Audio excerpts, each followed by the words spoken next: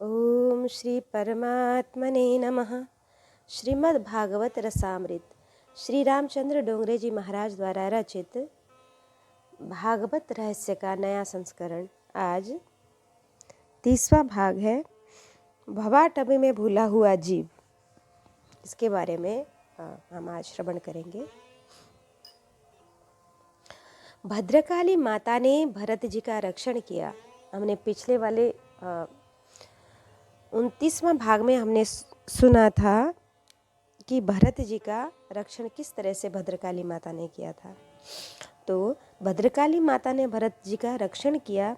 भरत जी ने निश्चय कर लिया कि अब घर नहीं जाना है, अब खेत पर भी नहीं जाना है, शरीर का प्रारब्ध पूरा करना है। घूमते घूमते भरत जी इक्षुमती नदी के तट पर आए। कच्छ प्रांत का राजा रहुगण कपिल महामुनि के आश्रम में तत्व ज्ञान का उपदेश लेने जा रहा था। 4 दास पालकी उठाकर चल रहे थे। इक्षु नदी के तट पर जलपान के लिए तथा विश्राम के लिए वे लोग रुक गए। एक दास भाग गया उसमें से, क्योंकि 4 थे, 4 में से एक भाग गया। अब राजा ने कहा, रास्ते में भटकते किसी व्यक्ति को पकड़ लाइए। सेवकगण खोजने निकले। भरत जी शरीर से हृष्ट पुष्ट थे। सेवकों ने कहा कि अरे चल, तुझे मजदूरी देंगे, चल। कहाँ? इससे भरत जी चलने लगे। चल कहा उन लोगों ने, इसलिए भरत जी चलने लगे। कहा कि यह पालकी उठानी है। पूर्व जन्म में अनेक बार पालकी में विराजमान हुए थे, पर पालकी उठाने का प्रसंग पहली बार आया। भरत जी ने कंधे पर पालकी रख ली। नारायण का स्मरण करके चलने लगे। पांव तले किसी जीव की हिंसा न हो, यह सोचकर भरत जी धरती पर नजर डालकर चल रहे थे। रास्ते में छोटा भी जंतु दिख पड़ता तो तुरंत कूद कर आगे बढ़ते। बार बार कूदते। इससे पालक में बैठे राजा रहुगढ़ को धक्का सा लगता और पालकी का डंडा उनके सिर पर टकराता था। 2-4 बार उन्होंने सहन किया, पर अंत में राजा ने सेवकों को धमकाया, ठीक से चलो, हमें त्रास होता है। सेवकों ने कहा कि हम तो ठीक से चलते हैं, पर यह जो नया आदमी आया है पागल सा दिखता है। कभी दौड़ने लगता है, कभी खड़ा रह जाता है, कभी खड़े खड़े रोता है, कभी हंसता है। भरत जी रास्ते में परमात्मा का ध्यान करते हैं, प्रभु को मनाते हैं, विचारते हैं कि अभी मेरे कितने पाप हैं। मैं अपने प्रभु से बिछुड़ गया हूँ,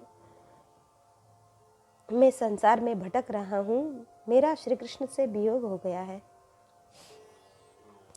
भरत जी वियोग में व्याकुल होते, तब उनकी आंखों में आंसू आ जाते। श्री कृष्ण के वियोग में जब रोने लगते, तब बाल कृष्ण लाल रास्ते में प्रकट होते और धैर्य देते, कहते कि यह अंतिम जन्म है, अब तुम मेरे चरणों में आने वाले हो। श्री कृष्ण के दर्शन होते, तब भरत जी को आनंद होता और वे हंसने लगते। रहुगण राजा ने भरत जी पर दृष्टि डाली। भरत जी को रास्ते में चींटियां दिख पड़ी। चींटी में भी श्री कृष्ण विराजमान है। ऐसी ब्रह्म दृष्टि से भरत जी जगत को देखते थे। चींटियों को देखकर वे कूद पड़े। अब राजा रहुगण को सहन न हुआ। उसने भरत जी का तिरस्कार किया, कहा कि जीवित होकर भी मृत के समान दिख पड़ते हो। वैसे तुम मोटे दिख पड़ते हो, पर तुमने उल्टे होकर पालकी उठाई है। क्या तुम्हें बहुत भार लगता है? ठीक से चलो। क्या तुम मुझे नहीं पहचानते हो? मैं कच्छ प्रांत का राजा हूँ। मैं तुम्हें सजा दूंगा। मार जब पड़ेगी तब तेरा पागलपन चला जाएगा। राजा से भरत जी ने 1 पैसा भी नहीं लिया। राजा के घर का कुछ खाया भी नहीं है। रास्ते में जाते हुए जबरदस्ती वे लोग पकड़ लाए और उस पर मारने को तैयार हुए। भरत जी का मन शांत है। राजा ने बहुत तिरस्कार किया, पर भरत जी के मन पर कोई प्रभाव नहीं है। वे मान अपमान को पी गए हैं। मान भी असत्य, अपमान भी असत्य। मेरे श्री कृष्ण सत्य हैं। कंधे पर पालकी है और चल रहे हैं। सोच रहे हैं कि कोई भी हो, मैंने इसे कंधे पर बैठाया है, मेरा अपमान यह कर रहा है, इसका मुझे दुख नहीं है, मैं आनंदित हूँ। पर कदाचित मेरा अपमान करने वाले को मेरे प्रभु दंड न दे। इस जीव का कल्याण हो, इसकी दुर्गति न हो, इसे मैं प्रभु के धाम में ले जाऊंगा। सत्संग के महात्म्य को समझाने के लिए आज भरत जी की बोलने की इच्छा हुई। शुकदेव जी महाराज वर्णन करते हैं कि सारा जगत यह मान रहा है कि यह गूंगा है, भरत जी को कोई पहचानता नहीं। भगवान की इच्छा हुई कि अपने भक्त के ज्ञान को प्रकट करना है, अपने भरत की कीर्ति मुझे बढ़ानी है। लोग इन्हें पहचानते नहीं हैं, इसे पागल समझते हैं, इसे गूंगा मानते हैं। प्रभु की इच्छा थी, प्रभु ने लीला की। आज भरत जी की बोलने की इच्छा हुई है। जीवन में एक बार बोले हैं, पर जिस रहुगण के साथ बोले हैं उसका उन्होंने कल्याण किया है। बोलना है तो ऐसा बोलिए कि सुनने वाले को कन्हैया प्रिय लगने लगे। ऐसा बोलिए कि सुनने वाले के पाप जल जाएं। चलते चलते भरत जी रहुगण को बोध देते हैं। राजन, तुमने कहा कि मैं मोटा हूँ, पर यह तो शरीर का धर्म है, आत्मा का नहीं। मैं शरीर नहीं हूँ, शरीर का साक्षी हूँ। मैं दुबला नहीं हूँ, पुष्ट नहीं हूँ। आपने कहा कि मैं जिंदा भी मृत सदृश हूँ, पर मुझे सारा जीवित संसार मृत लगता है। जो आज है वह कल नहीं है। यह पालकी जीवित ही मृत सदृश है। पालकी में जो पुतला बैठा है वह भी जीवित मृत है। आपने मुझसे कहा कि तुम्हें वजन लग रहा है क्या? अरे, वजन नाम की कोई चीज़ है ही नहीं। ज्ञानी पुरुष ऐसा मानते हैं कि जगत असत्य है, तो वजन कहाँ से सत्य होगा? मेरे प्रभु सत्य है, परमात्मा के सिवाय दूसरा कुछ भी नहीं है। वजन तो मन की कल्पना है। मन मानता है तब वजन होता है। माता बालक को उठाकर ले जाती है, बालक में माता की ममता होती है। माता को जरा भी वजन नहीं लगता। अपना बालक माता को फूल के समान हल्का लगता है, परंतु पड़ोसी का पुत्र पहाड़ जैसा भारी लगता है। पाँव पर मिठाई हाथ में है, वह भारी लगती है, पर उसे खा जाने के बाद, पेट में जाने के बाद वजन नहीं लगता है। अगर वजन है तो उसका संबंध मन के साथ है, आत्मा के साथ नहीं है। मैं मन नहीं हूँ, मन का साक्षी हूँ। मैं चेतन हूँ, मैं परमात्मा का अंश हूँ। राजा, मुझसे तुमने कहा कि मैं तुम्हें मारूंगा। इस शरीर से मैं अलग हूँ। शरीर को कोई मारे तो इसमें मेरी चाल नहीं सुधरेगी। मैंने ब्रह्म दृष्टि स्थिर की है। बोलते बोलते भरत जी की ब्रह्मनिष्ठा प्रकट हुई है। संत स्वरूप को छिपाते हैं। भरत जी ने कहा, ना ना, मैं ब्रह्मनिष्ठ नहीं हूँ, मैं तो पागल हूँ।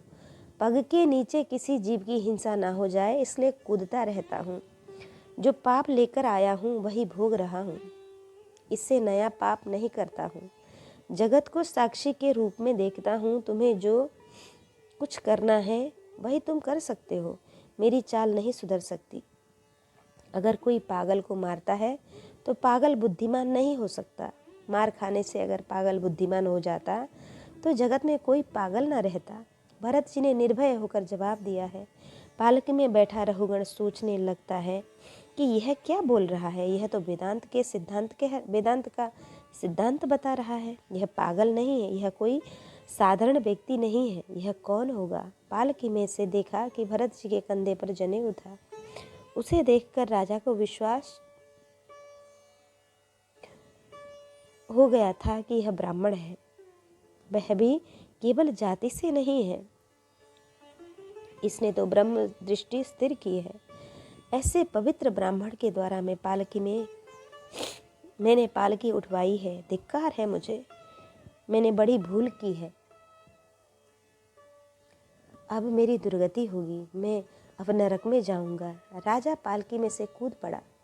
भरत जी के चरणों में उसने साष्टांग वंदन किया। राजा ने भरत जी को बहुत सम्मान दिया। पालकी से गद्दी निकालकर भरत जी को उस पर सादर बिठाया। राजा ने बहुत अपमान किया, तब भरत जी नाराज न हुए। अति मान दिया तो प्रसन्न नहीं हुए।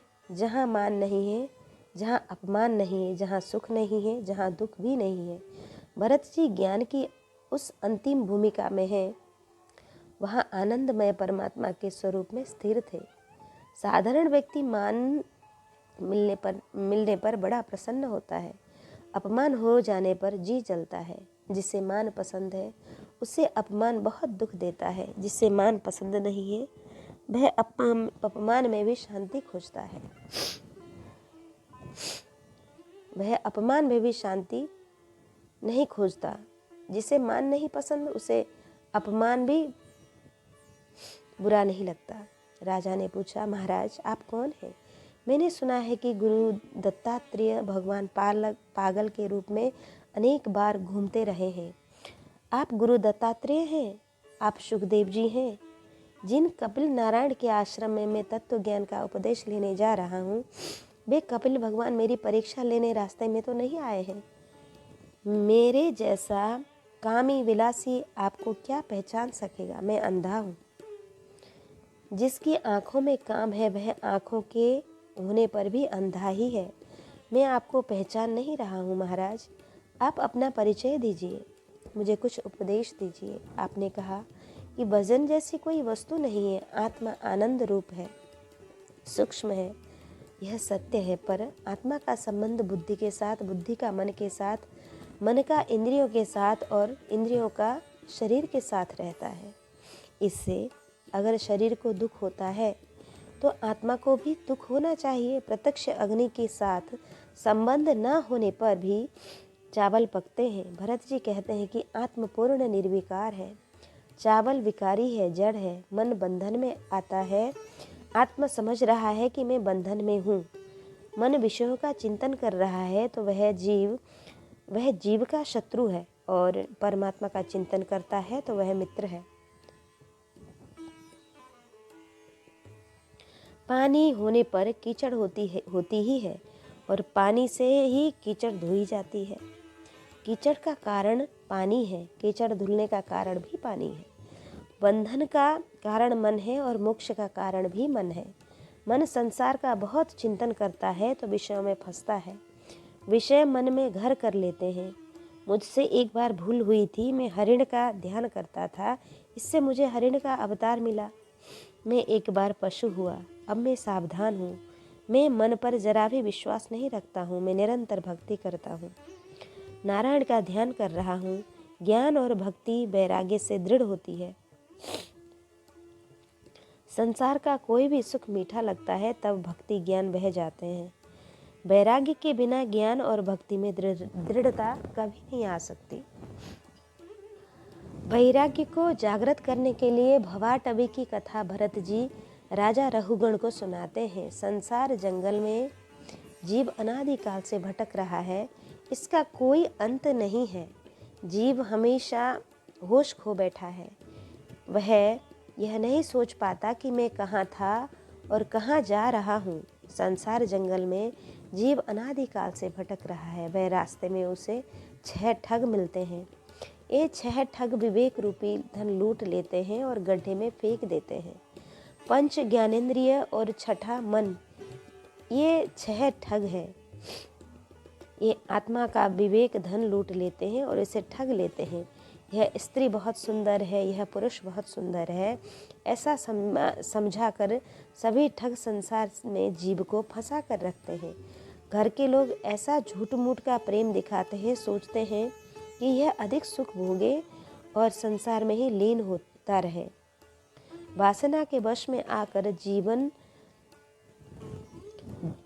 को सुख भोगने में जीवन सुख भोगने में लग जाता है। उसी को जीव सुख समझने लगता है। इससे आँख और मन दोनों अधिक बिगड़ते हैं। जब मन बिगड़ता है तब यह सब कुछ बहुत अच्छा लगता है। सब मालूम होने पर भी मन वासना में फंस जाता है। वासना के बीज जलते नहीं है कभी। मानव का मन वासना का खेत है। खेत में पड़े बीज जलते हैं, पुनः पुनः उग आते हैं। मन के भीतर कितने ही वासना के बीज पड़े हुए हैं। राजन, तुम्हें मालूम नहीं है कि साधारण ज्ञान और भक्ति से वासना के ये बीज जलते नहीं हैं, दूसरे जन्म में फिर उग आते हैं। जीव कामांध और मोहांध बनता है। इस जंजाल का कोई अंत नहीं है। तीव्र भक्ति से, ज्ञान निष्ठा से वासना से बीज जलते हैं। साधारण भक्ति से वासना का बीज जलता नहीं है। जीव जन्म मरण के त्रास से मुक्त नहीं होता है। संसार जंगल में जीव भटकता है। कभी वह गंधर्व नगर में जाता है, वहाँ उसे सुख का आभास होता है, आनंद आता है, पर गंधर्व नगर का सुख सदैव नहीं रहता, वह क्षणिक होता है। अनुकूल गृहस्थाश्रम गंधर्व नरक है। पैसे हैं, बंगले हैं, सुंदर स्त्री है, और वहाँ ऐसा सोचता है कि मैं बहुत सुख भोग रहा हूँ, मैं बहुत सुखी हूँ। भोगी रोगी बनता है। गंधर्व नगर का सुख क्षणिक है। जब शरीर बिगड़ता है तब बुद्धि आती है। मेरी मति बहुत भ्रष्ट हो गई थी, माया ने मुझे ठग लिया है। मैंने लौकिक सुख में बहुत पाप किए थे। मैं संसार में फंसा था। मैं सोच रहा था कि मैं बहुत सुखी हूँ। मेरी कल्पना तो गलत थी। संसार स्वप्न में जीव को कभी दावाग्नि जलाने नहीं देती। लोग झूठी निंदा करते हैं, तिरस्कार करते हैं, तो उसे बहुत दुख होता है। वही तो दावाग्नि है। हाथ में पैसा भी न हो, वह स्थिति भी दावाग्नि ही है। पैसे के लिए जीव बैर में मनुष्य करते हैं,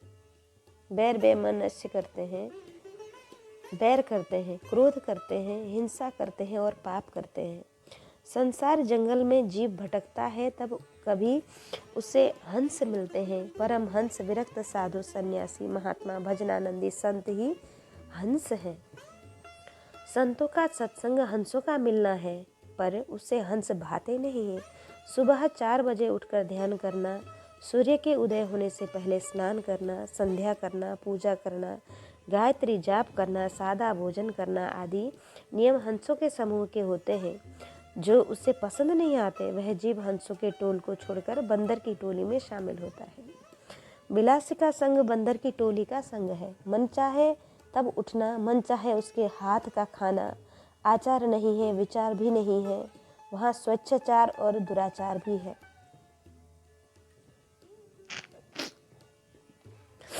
अनादिकाल से जीव संसार जंगल में इस तरह भटक रहा है। उसके भटकने का अंत नहीं है। अंत तब आता है जब पाप छूटते हैं। पापों से छूटने की इच्छा है तो पवित्र भावना रखिए। शुभेच्छा है तो पाप छूटते हैं। पवित्र और अपवित्र सभी प्रकार की इच्छा वासना को छोड़कर परमात्मा का चिंतन करने पर, परमात्मा के साथ प्रेम करने पर इस संसार जंगल से जीव मुक्त होते हैं। राजा, अनादिकाल से तुम भटक रहे हो। अनेक बार तुम राजा बने, अनेक बार रानी बने। अभी तुम्हें संसार सुख से घृणा नहीं होती? यह सब तुम कब तक करोगे? राजा को भरत जी ने ऐसा सुंदर बोध दिया है। राजा के भीतर की आंखें खुल गई हैं। राजा सावधान हुए हैं। राजा को अब सुवर्ण की पालकी और मिट्टी एक समान दिख पड़ती है। नौकरों से उन्होंने कहा, यह सोने की पालकी ले जाओ, मुझे रास्ते में सद्गुरु मिले हैं, मुझे अब घर नहीं जाना है। भरत जी का सत्संग हुआ। भरत जी ने दीक्षा दी, ध्यान योग की विधि सिखाई आदि नारायण परमात्मा का ध्यान करते हुए रहुगण कृतार्थ हुए। भरत जी परमात्मा का ध्यान करते करते भगवान के चरणों में लीन हो गए। एक अध्याय में भरत जी के वंश का वर्णन किया है।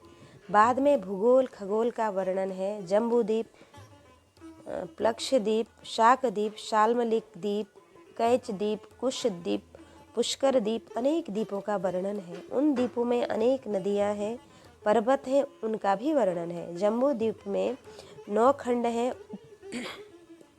उत्तर इलावृत, दक्षिण इलावृत, किमपुरुष, हरिवर्ष, कुरुवर्ष, भद्राश्व, केनुमाल, हिरण्यमय और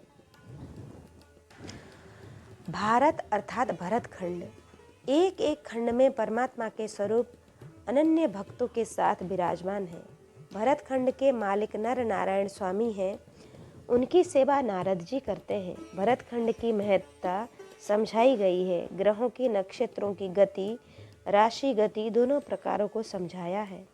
पृथ्वी के नीचे अतल, बितल, सुतल, तलातल, महातल, रसातल और पाताल, ये सप्त पाताल हैं। इनकी कथा कही गई है। समाप्ति के अंतिम अध्याय में नरकों का वर्णन है।